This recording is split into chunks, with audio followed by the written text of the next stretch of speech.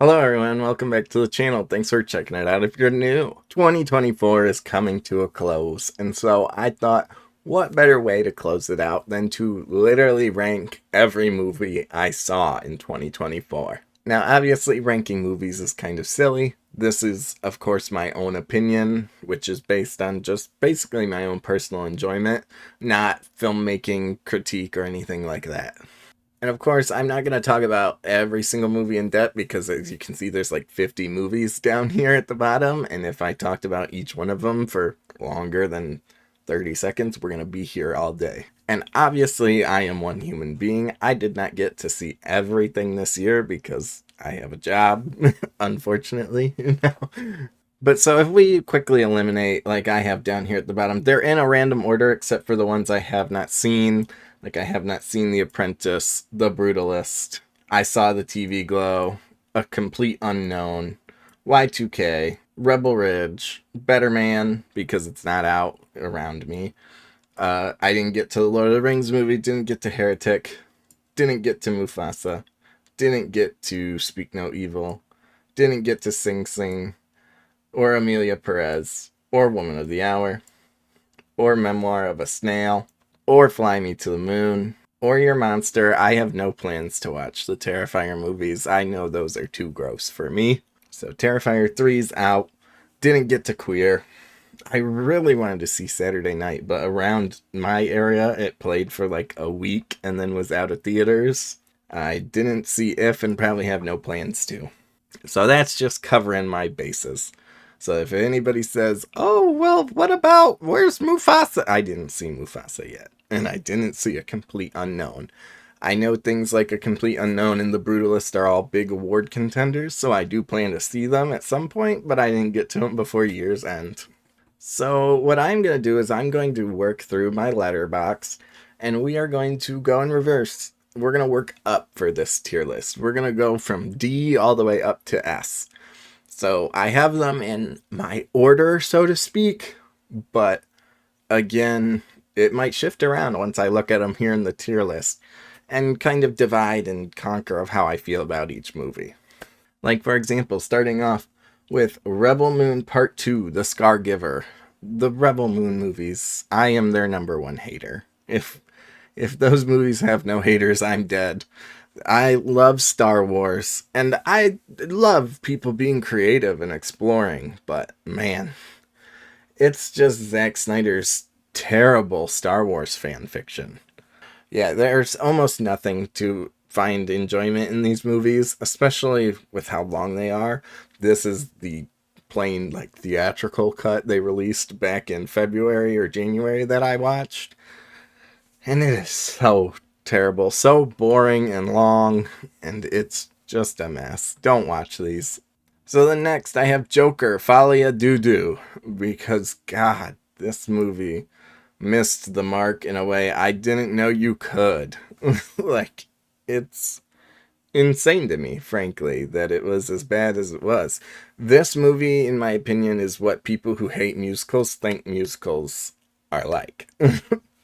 Next up, we have Descendants, Rise of Red, which I only watched because we recorded a reaction over on friend of the channel, Morgan M. Steele. But yeah, we watched that, and what a movie.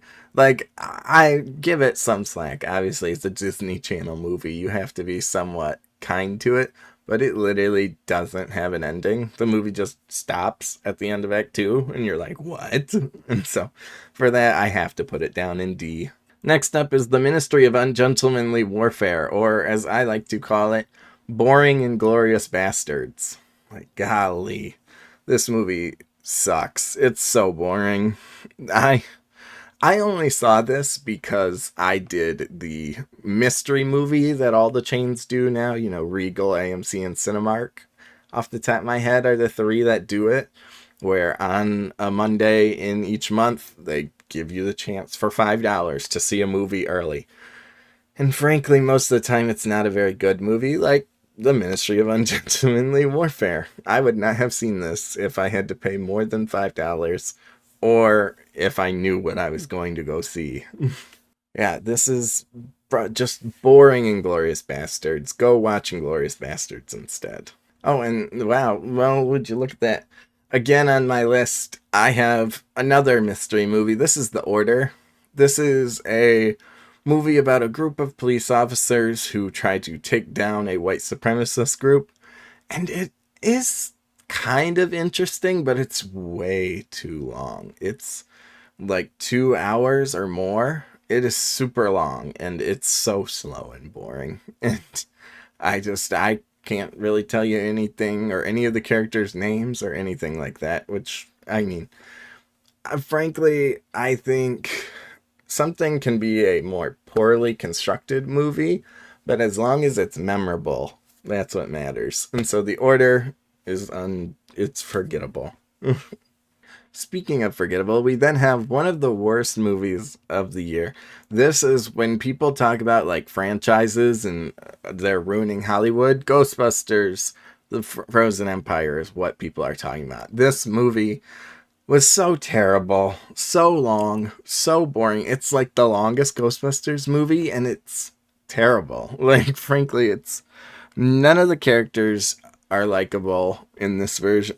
Like, it's just we have to make Ghostbusters into a franchise. Where I loved Afterlife and thought Afterlife breathed new life into the franchise. This one was like, oh, but we got to put all the old Ghostbusters in it because everybody likes them, and we got way too many plot lines, and I don't know. It's the end of the world again. So it's yuck.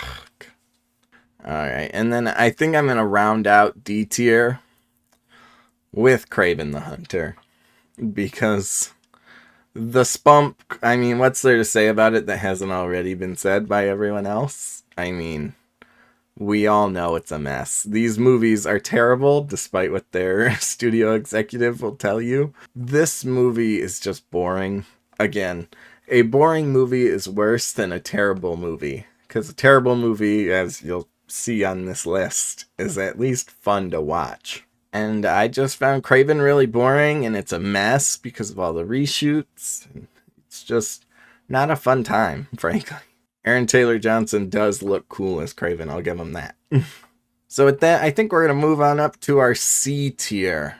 And in C tier, I think we are going to start off with Mean Girls. The Mean Girls movie. It's a movie adaptation of the musical, and boy, like, I guess it's not totally the movie's fault, because I think the musical itself is bad, and so they already were starting off low. But it's just everything that you love about Mean Girls is gone here. Like, it just has no spark, no drive. It's not fun to watch. And so, I mean, yeah, some of the songs have a bit of a tune to them, but nothing crazy. And then I'm going to grab the Christmas movie of this year, Mr. Dwayne Johnson's Red One.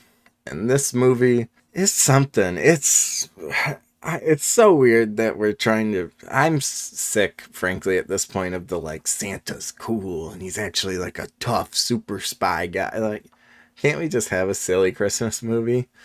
And so in this one, Chris Evans and The Rock are both playing two characters that frankly just bounce off each other terribly, and it makes it not enjoyable for anyone.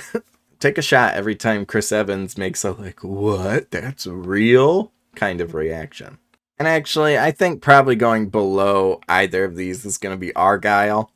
Argyle is terrible. It's so forgettable. It commits the sin of, I think it almost falls down into D because it is so forgettable. I don't remember anything from that movie outside of the third act, and it's so long. That movie is like 2 hours and 20 minutes, and it could have been a tight 90, 75 minutes. Like, there is not enough here for what the story they are telling. And then we have Madam Web, which I feel like, frankly, I would watch Madam Web before I would watch either of these movies.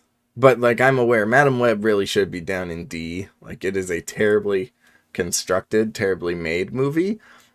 But it's so fun that I think I'm going to put it here at C. I mean, we're definitely not done with C tier, and I don't think it's exactly I don't think Mean Girls are Red One or anything somebody's going to be fighting to defend. And then I put Hitman up next. This is the same problem as Descendants Rise of Red. I was actually really into this movie. This is Glenn Powell. He's the guy in the chair. But in this instance, he gets called into the field as a hitman. Yeah, he gets into some shenanigans and then the movie just ends. Like, there's literally... The third act is not here. They do something that you're like, okay, this is the conflict for the rest of the movie. And then the credits roll. And I was like, what? And yeah, disappointment. And that's why it at least makes it to C. Because I was really into it. And then it just ends. There's no ending. Speaking of endings, we have Venom The Last Dance, which is our goodbye to Venom / the Spunk for now. Which I guess it's the best Sony movie we got this year. I don't know, though. I think like I said, Madam Web is such a shit show. It's enjoyable. It's funny to watch. And The Last Dance is whatever. It's throwaway nonsense. But speaking of fun garbage, Trap is something that I both found myself hating this movie. Because M. Night Shyamalan cannot write human beings to talk like actual human beings. And the scenarios were so ridiculous. But at the same time, it was so ridiculous that it was like, it's gotta be on purpose, right? Like, he had to have written this so crazy on purpose, right? And then we have Kung Fu Panda 4, which I think I'm actually gonna move below Trap. Because I think you'll have more fun watching Trap than you will Kung Fu Panda 4. Because it's just... It's so strange that they decided to bring the franchise... Well, it's not strange. We know why they did it, because they wanted to make money. But they brought the franchise back, but then they didn't bring back any of the actors. Like, this was... I believe the director or the writer came out and said, like, they wrote a different version of this. And then DreamWorks was like, no, we have to make it cheaper. Cut all those characters out. Cut all these plot lines out. And it just ends up boring. And it feels like such a waste when 3 is such a nice conclusion to that trilogy. Next up, I've got The Fall Guy. And this, again, I think Trap might actually reign over the C tier. I don't know, though. C tier might be pretty big this year, now that I'm looking at the movies we have left on this list. I love these 87 North movies. Like, I love the gun fu fight movies. But yeah, this movie kind of just does nothing with it and goes nowhere. Again, way too long. That's what you're going to hear a lot about C tier, is that every movie here is way too long. But then we've got Beetlejuice, which is a sequel, obviously, to Beetlejuice 40 years later. And golly, what a wasted potential. Like, this movie just had way too much going on and not enough time. Like, I said all of these were too long. This was too short for how much they were trying to do. And then we have Godzilla x Kong, The New Empire. These monster movies are a personal vice. Again, like, I know they're not good, so to say, but they're fun. It's fun to watch the giant monsters beat on each other. And I feel like this one had maybe the most of the giant monsters beating on each other. So we're slowly getting to that point where, like, let's say the Sonic movies are, where we can freely beat on each other. And then we have Maxine. This is the conclusion to Ty West X trilogy. And I thought it was a bit of a messy conclusion, frankly. Like, I get the themes and ideas they were going for, but at the same time, there was a lot they set up and then didn't follow up on, or things that they introduced in this movie, the final movie in the trilogy, and you're like, what? And so, yeah, what a time. Of course, we love Yumi Goth, though. And then we have Moana 2. And I think Moana 2 probably is the top of C tier because it's pretty inoffensive. It's terrible that they sent this to theaters and it's going to make so much money because we're going to teach Disney the wrong lesson. Like, I think this is on par with all the 90s stuff that they used to put out direct to DVD. But exactly there, it was direct to VHS and DVD, not in theaters, and made under gross practices. And then we have Lisa Frankenstein. And I think Lisa Frankenstein's gonna round out our C tier, at least for now. We'll see where we end up at the end of all this. But yeah, Lisa Frankenstein was one where I was into it for like the first 30 or so minutes, and then again, they did nothing with the idea. It was just nothing. The movie just kind of happens and then it ends. And I was like, oh, I felt like you could have gone a little deeper with that, but okay. All right, we're moving up to the B tier now, and I'm going to grab We Live in Time.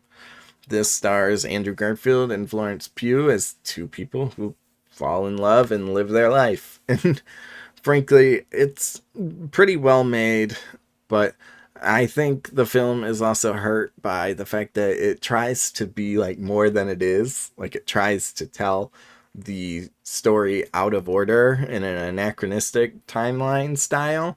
And frankly, I don't think that adds anything to it. If not, it just distracts from like the core story they're trying to tell. Frankly, I'm realizing some of these are probably going to fall down than lower than I had them in my original script. Like Long Legs had such potential. I go back and forth on Long Legs because, again, I'm not going to talk spoilers in any of these, but Long Legs is one of those where it started out as one thing and then it turns into a like totally different movie. And I'm not sure how I feel about where that movie ended up. So maybe I'll leave it in B for now. Joining them in B tier is Smile 2, a movie that, again, I just thought was too long. I go back and forth on, I did enjoy Smile 1.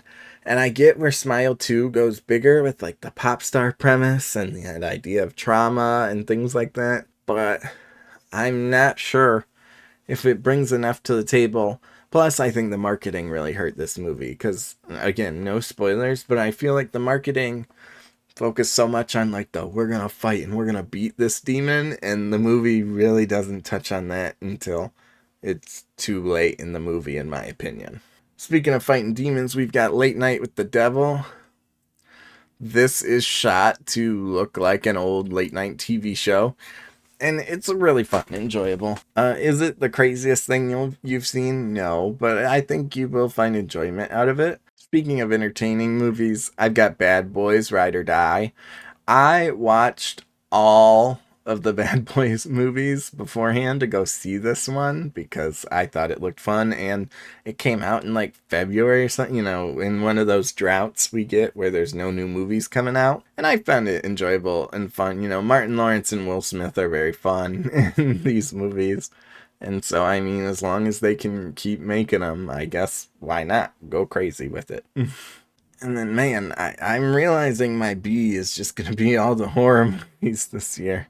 Because we then have Annabelle, which, again, this is directed and done by Radio Silence, the team that did Ready or Not and Scream 5 and 6. And so I really enjoyed them. And so I was excited for this movie. But I feel like the marketing did this movie so dirty, frankly, because again, they marketed it as something similar to Smile 2. They marketed it as something that this movie is not. And so I think this movie suffers because you go in with different expectations.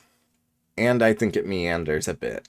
Next up, we have Boy Kills World, which frankly I might put at like the bottom of B/ like down here in C.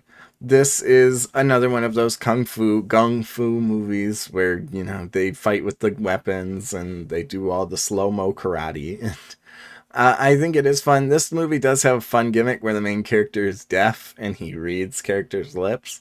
So there is a gag that they actually took all the way to the end of the movie that I was surprised, where he can't read this one character's lips because they have a big bushy beard. And so that character is just speaking in jarble and nonsense, while everybody else, he reads their lips. And so we hear their he's, finger down your logo, and he's, and so it was a cute bit I thought was fun. And again, the action scenes are goofy and over the top as always.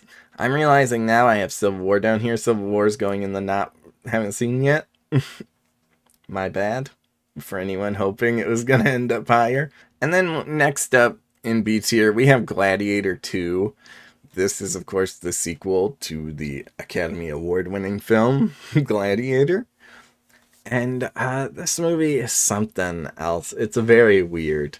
Like, I mean, the action's cool and the set pieces are fun, but the story is a mess. And frankly, it does the worst thing a legacy sequel can do, where you mess up the original. Because, again, no spoilers, but the original Gladiator ends with kind of a happy-ish ending, you know.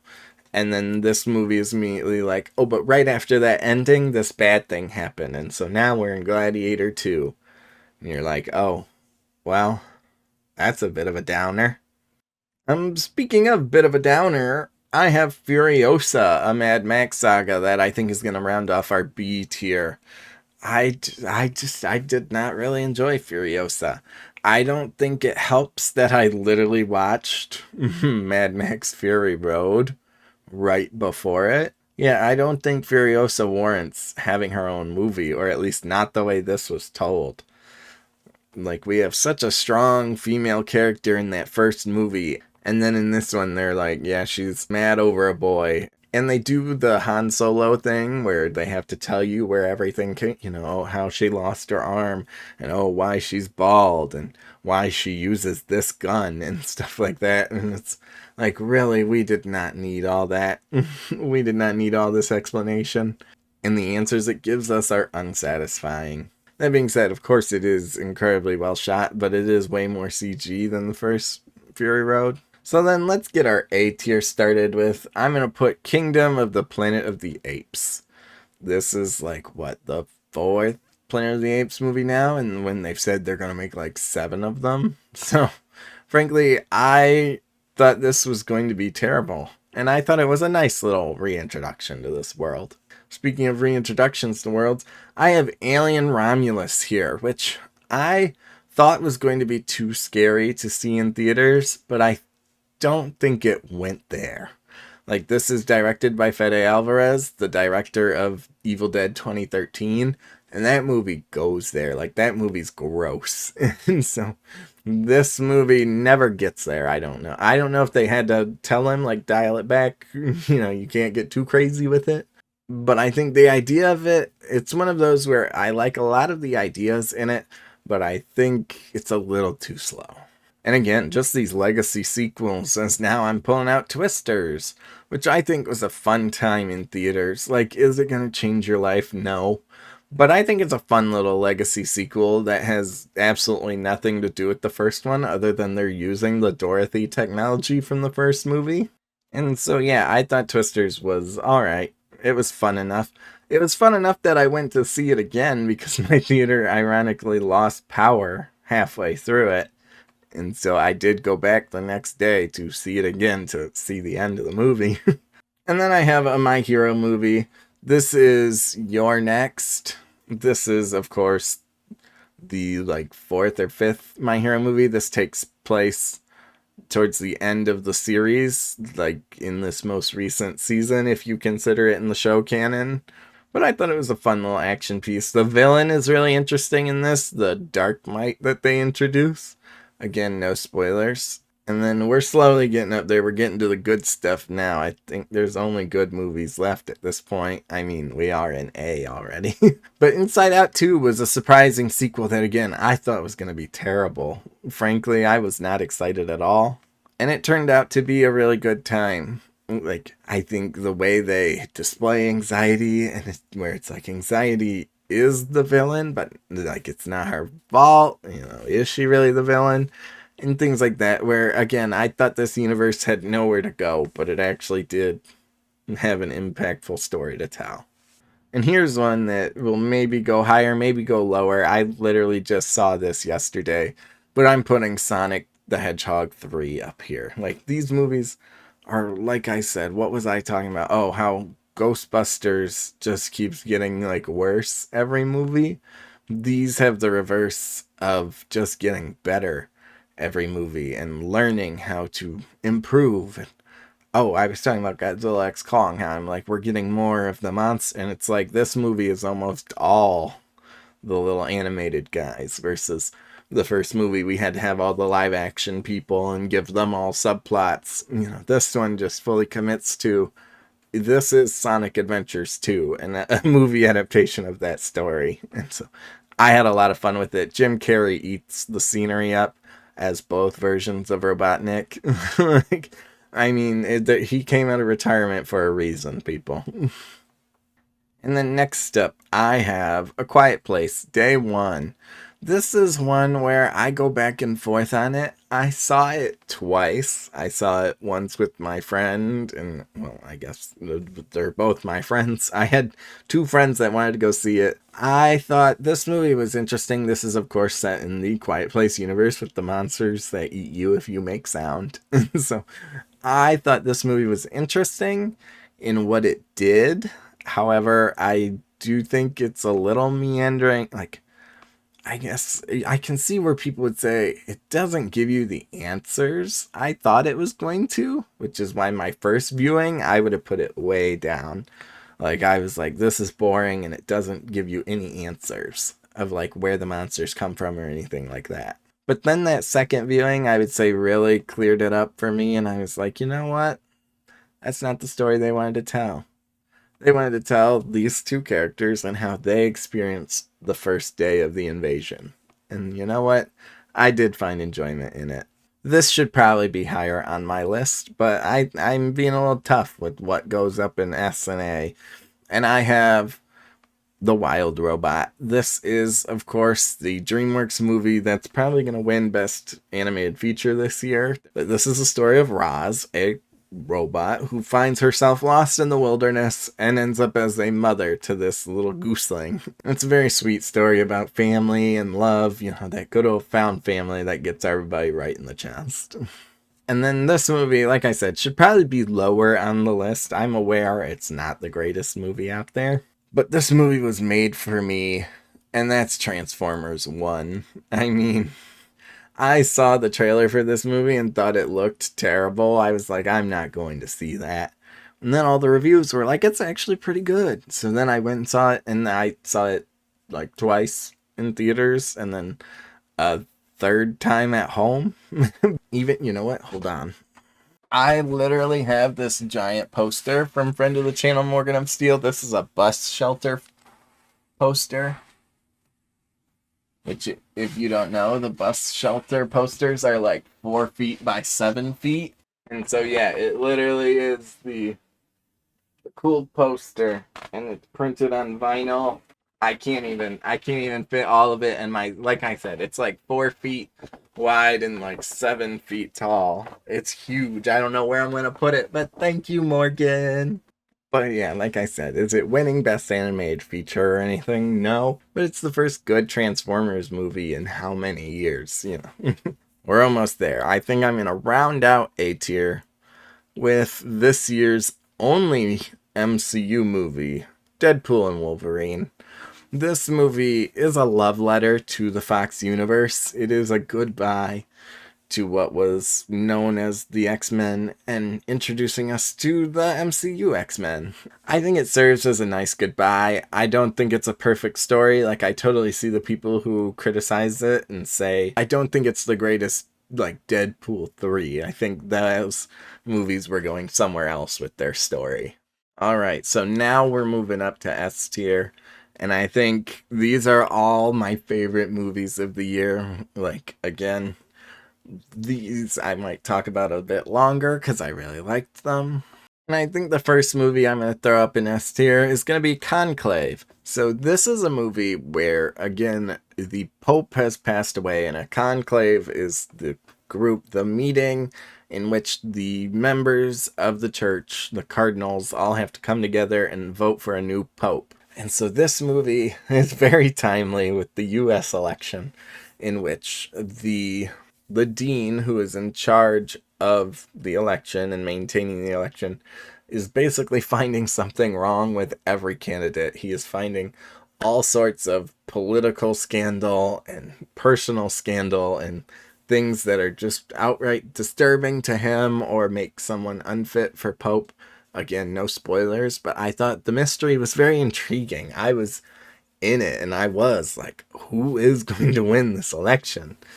And so, again, very timely with a lot of the things they touch on with the results of the US election. Next, I'm grabbing Challengers. This is a movie about three tennis players who find themselves connected and torn apart by the game of tennis. You have Zendaya, who's playing Tashi, who's like the best of the best in the tennis world until she suffers an accident, which, again, that's not a spoiler. That's in the trailer. That's like the whole thing, is her career ends. And so she finds herself torn between Patrick and Art, and just the way they play this, like the sexual tension versus the actual tension of the game. Like, I mean, I don't watch sports movies, but this one is actually cool.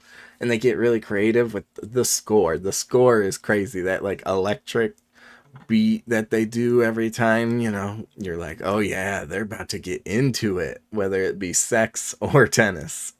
And then it's actually shot pretty fun. Like, I wish I had been able to catch this in IMAX, as it was filmed with IMAX cameras for some scenes. And so there are some creative shots that I would have loved to see on a huge blown up screen. But it's definitely one of my favorites of the year, simply because of the performance and the drama between these three characters. And just some good fucking tennis. Next up, I'm going to grab a little movie called Honora. This is a movie about a sex worker who finds herself in a relationship with a Russian, I was going to say teenager, but he's 21. He's an adult, and so is Honora. Everybody's consenting adults, but they find themselves in a complicated relationship, especially when they, on the fly, go get married. And Honora learns quickly that maybe she's not cut out for the life that this character, her boyfriend, her husband, chooses to lead. And it's the movie's actually very funny, but it's also so sad. Like, it's every time they make you laugh, they also make you cry. I found this movie deeply just human. And just, yeah, I mean, you understand Honora's desires because, again, no spoilers, but Honora, being a sex worker, is not the most well off, versus Ivan comes from a rich family. And so you totally get where it's like, well, for Honora, you have to make this work because, he's got all the money in the world. But then at the same time, you're like, no, girl, get out of there. And it's such a messy, complicated story that I love it so much. And speaking of messy, gross situations, we have The Substance. This is a little movie that you may or may not have seen. It was only in theaters for a couple of weeks. Most of these ones up here at the top were only in theaters for a couple of weeks. But we have The Substance. This is a story about an aging actress who is, tired and uncomfortable with her body. And so she turns to this experimental drug known as the substance. And the substance creates a better you, a better, younger you. And so it's a body horror movie. Like, the creation of the substance, that creation of that second you is so gross, and I don't want to spoil anything. But the movie just continues to push, and it just shows how gross the societal expectations are for women. The way we treat women and their bodies is so foul, and this movie puts that right front and center, while also, again, being funny and, very real at times. And there's some crazy practical, like, most of this movie is done practically with actual, like, prosthetics and puppets and things like that. And so I have to commend them that it all looks so great. Like, yes, obviously there's some suspension of disbelief on some things you might see, but again, the fact that so much of it was practical and real is impressive. Followed up by something really impressive, we have Nosferatu, the vampire. So this is, of course, a remake of the 1922 movie that's over 100 years old at this point. So I like to tell people this is the American remake of the German adaptation of the British book Dracula. So And so, of course, Nosferatu, if you don't know, is the story of these people who find themselves entangled with the vampire. He's not actually called Nosferatu. His name is actually Count Orlok. Again, that's not a spoiler. It's an adaptation of a 100-year-old movie. But Nosferatu is the like made up German name for vampire. But yeah, I thought this movie is shot so amazingly. Like, it looks beautiful. I told Phil with 1L that, I mean, I hate the real. I tell you guys all the time, actually, that I hate realistic day for night. And so the fact that all of this movie, all of the night scenes are shot in blue and they're just color corrected to look blue is fantastic. Like, amazing. I love being able to see things at night. So this movie looks gorgeous. It's acted well. Like, I love Lily Rose Depp's performance in this as Ellen. And I love that it's not a direct adaptation of the 1922 movie. It's actually like twice the length of that movie. But it's not wasting its runtime. Like, it does change things and makes things more interesting in how the characters find themselves in conflict and how they attempt to resolve their problems with Nosferatu. Robert Eggers, I love you. I've loved every movie you've made so far, and so, I mean, just keep doing what you're doing, man. And I know some of you are probably looking at this list wondering what the hell. But I have hundreds of beavers here that's going up in S tier. This is a fantastic movie. So in Hundreds of Beavers, we find ourselves following a drunken ale master that then turns wild game hunter. And this movie is in black and white and has no dialogue.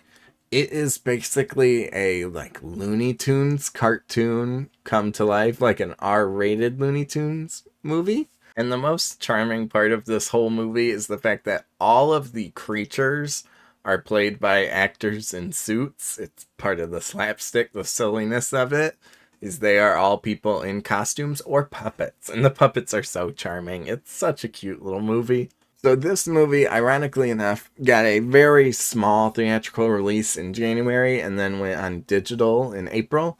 And at this point, it is free on almost every digital platform, including YouTube itself, where you're watching this video right now. So you could go watch Hundreds of Beavers right now after you finish this video. But again, it's about this man who has to hunt hundreds of beavers to survive out in the wilderness. And it's all just slapstick humor it's so charming. Like I said, it's literally like an Elmer Fudd, Looney Tune cartoon come to life. And you might think, oh God, but there's a reason those cartoons are only like 20 minutes. But again, it does keep you going. And it does introduce things. Like, it's not a whole hour of just him hunting the hundreds of beavers. He's hunting rabbits and wolves and raccoons and things like that throughout the whole movie as well. And, each creature, he does it in a different slapstick, hijinky kind of way. And it's all in black and white. This movie was shot for pennies. Like, I think the budget was like $150,000. And it looks great. Like, it's so fascinating.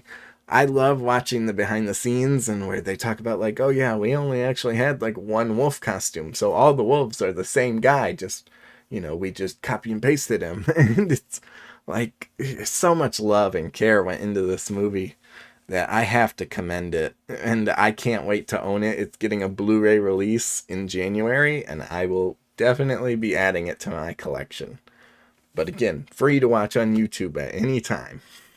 Alright, well, we've got 2 movies left. And if you've been around this channel before, I'm sure you're not surprised that I'm going to grab Wicked as my second favorite movie of the year. I've got a video coming up real soon about Wicked, as I talk about the way the third act plays out. Again, without spoiling things, Wicked is the tale of Glinda and Elphaba, the Good Witch and the Wicked Witch from The Wizard of Oz, and their origin story, basically, of how they fell into these roles, while also challenging your belief of what you think about the wizard / the land of Oz in general. I mean, this movie had the impossible task, especially when they announced that this is just part one.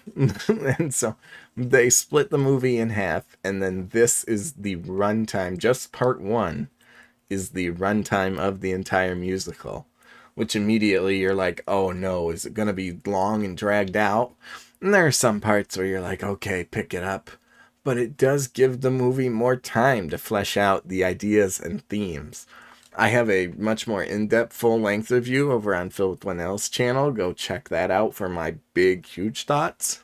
My only real big complaint with this movie is how ugly it is. Like, I mean, you're a prequel to The Wizard of Oz, and your color palette is gray. Like, I love this movie, but the way the director John M. Chu tried to defend it, of how he's like, well, this is a more realistic. It's like, no, you're in The Wizard of Oz, and you're telling the story about a green lady. Like, go crazy with it. You know, I'm hoping in part two they turn that saturation up. But other than that, I think all the performances are great. Like, I love, everybody's pointing out how funny Ariana Grande is while Cynthia Erivo breaks your heart. And both of them can sing. Who, who would have thought, obviously. But yeah, I loved this movie. It's had a grip on me. I have the soundtrack memorized at this point, and we're all counting down the days till part two. And that's why, while it might not be as well constructed as like these movies, like I would say, most of these are actually like more well made, better constructed movies. The vice grip that this movie had on me for the last month and a half, I have to give it credit for that. So, with all that said, we of course have my favorite movie of the year, which, if you've been around here, you should have been expecting it. It's Dune Part Two. I was just talking about how Wicked Part 1 had the impossible task. This was the actual impossible task. Because this movie is an adaptation of a huge, 60-year-old book at this point. And this is, of course, the sequel to Dune 2021, where we find ourselves with the Atreides family as they continue their war for Arrakis. And this movie's beautiful. Like, I wish I could own the IMAX copy of this movie at home, because of course they did the good old where when they transfer it to home video, they put the black bars across the top so it fits your TV screen, and they cut off so much of the shots. Like, this movie, if you saw this in IMAX, you saw it in a totally different way than everyone else, because this movie is meant to be seen huge. So it's shot beautiful. It's like $150 million budget, which I know is millions of dollars, but in movie talk these days, that's super cheap. So the fact that they did all of this, like, there are practical sets with puppets and things like that, but then you have the giant CG battles, as well as the characters. Like, I feel like they really nailed Paul and Chani's relationship, where the book, I feel, falters. I mean, you have to give the movie that credit alone, is this part two made me go read the book. And I watched the movie again. And again. And again. I've rewatched this movie more times than I probably should have. But it has really cemented itself as my favorite of the year. I mean, it's shot so well. It's edited so well. The score, which it's a shame that Hans Zimmer has been disqualified from the Oscars because they say that it contains too much recycled material from part one. But the score is so good. There's one track that you'll probably know it when you hear it. It's after Paul has his big reveal at the end of Act 2. And it goes so hard. And you feel for all the characters, like I said. And that's a credit to the actors like Timothée Chalamet and Zendaya. And you can just tell that everyone making this movie loved this movie. It wasn't a studio mandated project. This was a passion project that happened to have a large studio budget. And that's why it's my favorite movie of the year. So as you can see here, I have now ranked all of my movies from 2024. Maybe some of them could be shuffled around, maybe they could be moved, but again, ranking movies is silly, because frankly, it just depends what you're in the mood for. Like, the D tier is the only ones I will probably never rewatch. But I am sure at some point, someday, I will revisit Mean Girls, or I'll come back to Smile 2. And so it just depends what you're in the mood for at that time. But this is my list at the moment. And then this is what it looks like if we get rid of the ones I haven't seen. So again, what a mixed bag of a year we had in 2024. I spent a lot of 2024 saying we got a lot of bad movies, and I guess you could say that because C tier is pretty huge. But I mean, look at S tier and A tier are all great times at the movies and definitely something you'll find enjoyable at home. But those are just my thoughts and opinions. Let me know what you watched this year, what your favorite movie of 2024 was. What did you love? What did you hate? Let me know in the comments down below. If you liked what you saw here and want to see more, don't forget to like, subscribe, and hit the bell so you know when that next one's coming. Thank you for watching, and I'll see you in the next one.